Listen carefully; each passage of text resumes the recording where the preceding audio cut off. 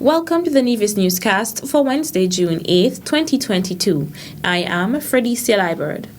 The Nevis Disaster Management Committee has convened its first meeting ahead of the peak of the 2022 Atlantic hurricane season.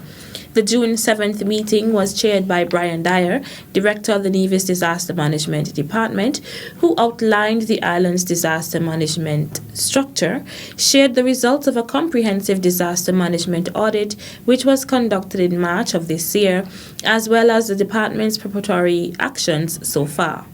We have had one storm already for the year, Alex. There's a 65% chance that the season will be above average. Hyperactive, 25% chance that it will be near normal, 10% chance it will be near normal. We have 14 to 21 named storms, 6 to 10 will be hurricanes, projected to be hurricanes. Of the 6 to 10, 3 to 6 will be major hurricanes. Again, we have seen Alex already, came across from the Pacific as Agatha to form Alex. Is already dissipated, so we have the other 20 names to look at for the rest of remaining of the hurricane season. He also discussed the outlook for the 2022 Atlantic hurricane season. We have at the disaster management updated our contact database. Public awareness and education, our campaigns continue. This month is hurricane, so we would be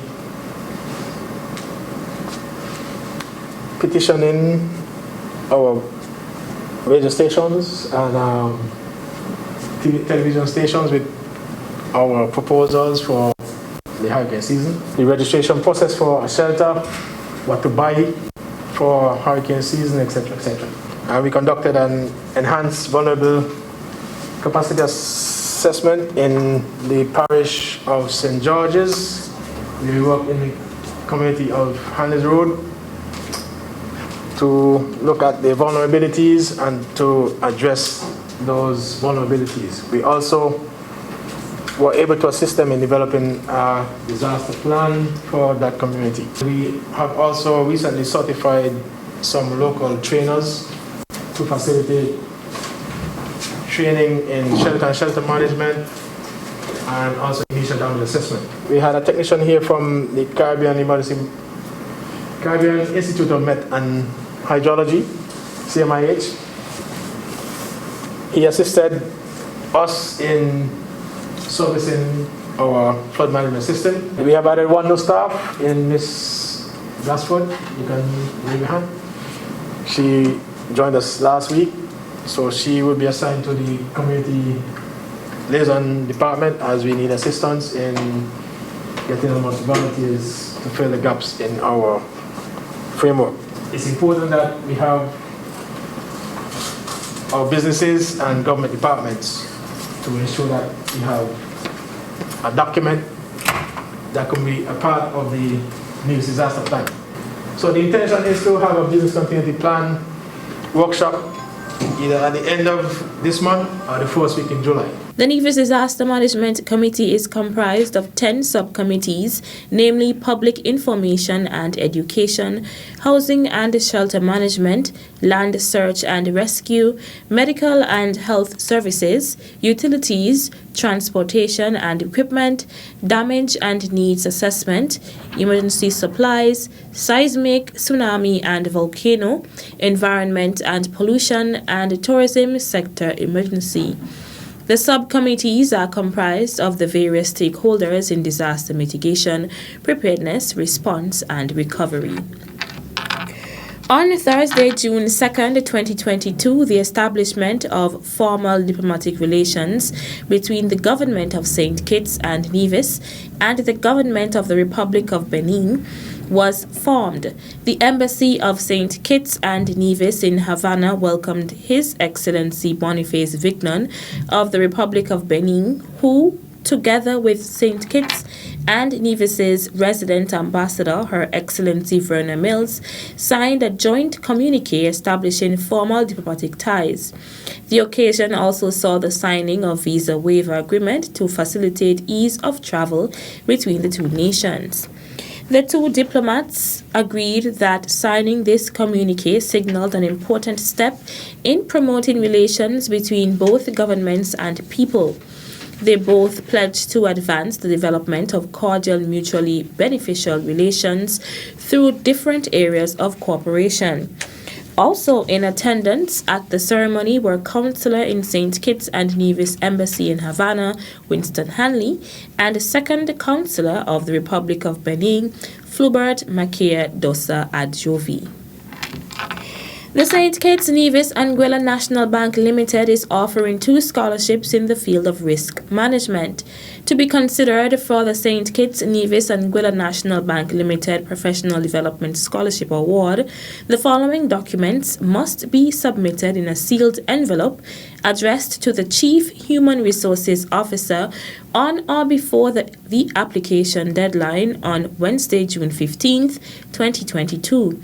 A completed application form, copy of passport details page, current resume, 2 letters of recommendation provided by academic or professional references for the applicant, a personal statement of up to 1,000 words that expresses how the program of study will benefit career progression, how the knowledge gained would be used to benefit the institution, and why you should be selected for the award.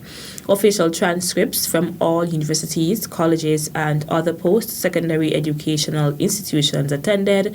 A copy of the syllabus or curriculum for the course of study must be related to the target area of study, and supporting documents for the estimated cost of study.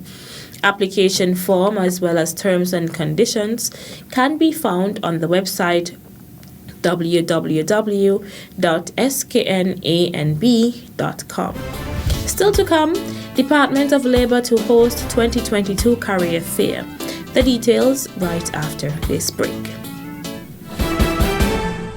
Yeah, long time we no party. It's been too long. Long time we no jump up. And look how long we don't speak.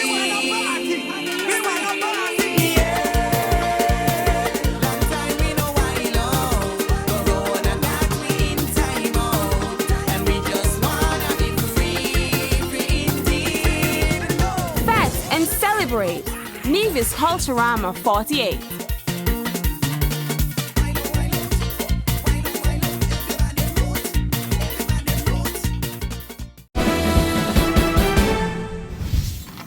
Welcome back.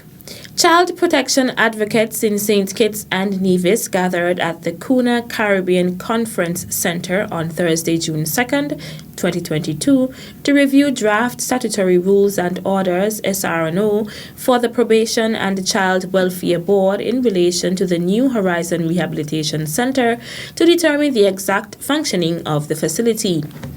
It is important to be aware that you are charged with regulating this dynamic area that has many implications for the care, control, and welfare of our children.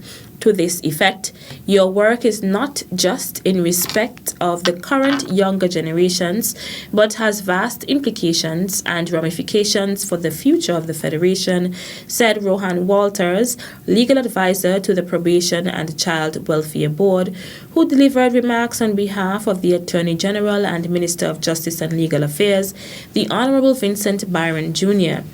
In that vein, you should recognize that laws in general and these types of laws in particular must consistently be revisited, revised, and reviewed in order to remain truly effective and current.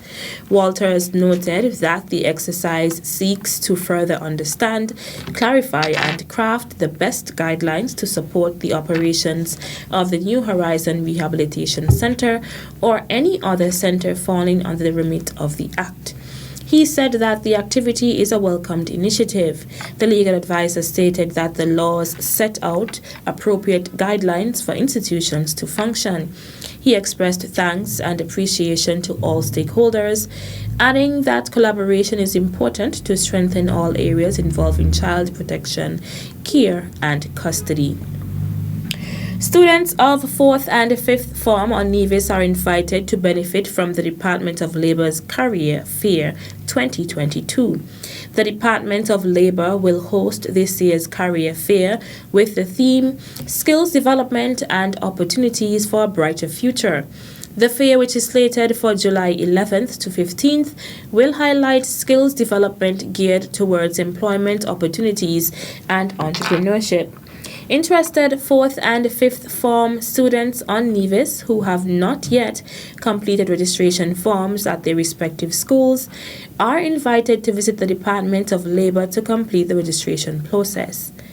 The deadline for registration is June 10th, 2022. So that's it for this edition of the Nevis Newscast. On behalf of all of us here at the Department of Information, I'm Freddie Silibird. Thank you for viewing.